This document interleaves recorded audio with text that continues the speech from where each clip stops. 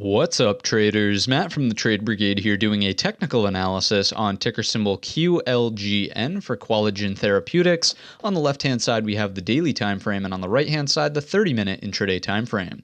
First things first, yes, of course, this will be an update. In the past video, we were talking all about this potential bull flag here. Obviously, we're consolidating now back down towards the lows. What I think is really interesting about this chart, and the reason I bring it up again, is because on the Wednesday session, we actually dip our toe into the gap underneath us and attempt to fill some of it, but you can clearly see a solid buy reaction out of that and carrying forward into Friday, holding up above now that gap area. So the fact that the sellers were not able to take a stronger foothold and close the gap and continue it lower, to me is fairly interesting. So I do think that a trade is developing here. A breakout could come up and over this 175, 176 on strong candle closes above. What you'll notice is it was prior support, then resistance, and it's being tested into the end of day here on Friday. Remember that Friday is technically a half day. The market closed at 1 p.m. So, don't read into this too much. You can certainly notice what's going on with volume, right? It's basically non-existent.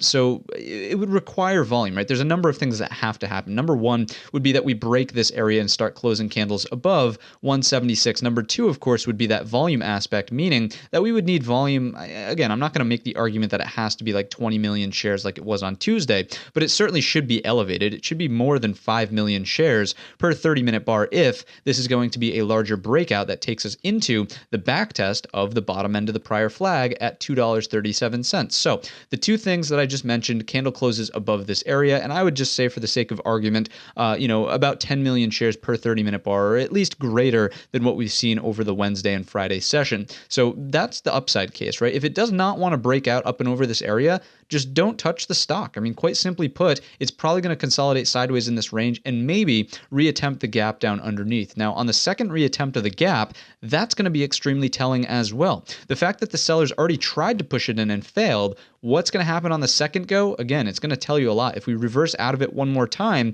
then that's a huge sign of strength from the buyers. Potentially look for this to come back into play at the 176. If we get into it and it just falls right apart, obviously the buyers are nowhere to be found. People lost interest. This was a one-time pop and drop, all done. Move on to the next one, right? So that's really the two cases that I could see happening here inside of Qualigen, all about 176 and the gap down underneath us. If 176 goes, make sure volume is supporting and confirming that the move could, has the strength, has the momentum to take us into that next structural level at 237. From there, we would reevaluate the chart. That's really going to wrap up the video. If you enjoyed it or learned anything new today, let me know in the comments section or by giving the video a thumbs up. Don't forget our main channel is linked in the description, and all of that being said, I wish you a green trading week.